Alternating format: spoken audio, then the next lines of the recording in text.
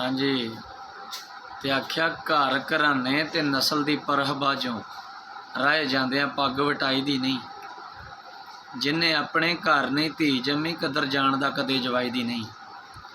ना निभे ते वगदा खूह छड्डो लड़ कुद के हलकत हसाई दी नहीं।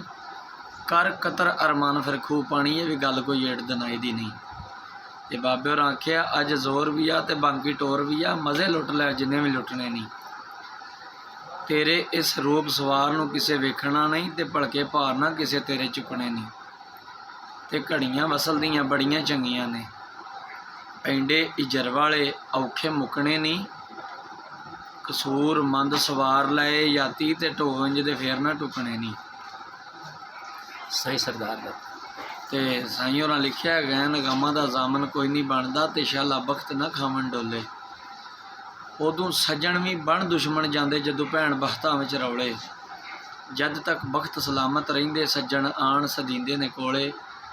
साईं सरदार सदा नहीं बख्त सलामत रहिंदे घड़ी मासा ते घड़ी थोले। ते सहक सहक के जिन्हां नूं मर गया मैं अज सदरां वारन ते आ गए ने। लीरां पाटियां वेख के हसदे सन अज कफन सवारन ते आ गए ने।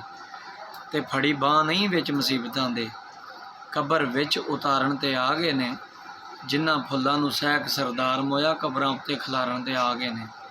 ते खाना पा के पीर दी 11वीं दा बेअदब नहीं इस नूं खा सकदा। ये करामत ते गौस दी बज़म अंदर मुनकर कदी भी कदम नहीं पा सकदा। ते खाने जिस ते पाक कलाम पढ़िए गंदियां मेहदियां विच नहीं जा सकदा। मुनकर गौस दा जिहड़ा सरदार साईं फैज़ नबी दे घरों नहीं पा सकदा। ते मूँह थी बोल कबोल ना बोलिया कर सदा खसम नाराज बड़ बोलियां दे। कां सिर खांदा ते कोयल ठंड पांदी हुंदे ने फर्क विच बोलियां दे। जड़ियां खसम दे विच रज़ा रहनी कम सौर जांदे उन्हां गोलियां दे। आप पुदरियां सदा सरदार खज ते शर्मा वालियां नूं ढोलियां दे। ते सारे वीरां भरावां अगे गुजारिश है सुलमान जोगी धीर बागड़ियाँ साडा यूट्यूब का चैनल है। सुलमान जोगी मेरा फेसबुक पेज भी है। सारे भरा ने सबसक्राइब लाइक तो शेयर करो तो ज़्यादा से ज़्यादा यूट्यूब पर सुन के तो कमेंट किया करो। तमाम दोस्तों का बहुत शुक्रिया। एक आखिरी शेर जी मोहम्मद बूटा गुजराती काफ काफर होइयां सोहणे यार पिछे रद्दी गईयां दीन सलाम विचों। आहिस्ता आहिस्ता जरा काफ काफर होइयां सोहणे यार पिछे रद्दी गईयां दीन सलाम विचों। शान वेंदियां शाम कज़ा हो गई भुल गई नमाज ध्यान विचों। चढ़ी शौक शराब दी आन मस्ती कलमा कवां मैं केड़ी जबान विचों।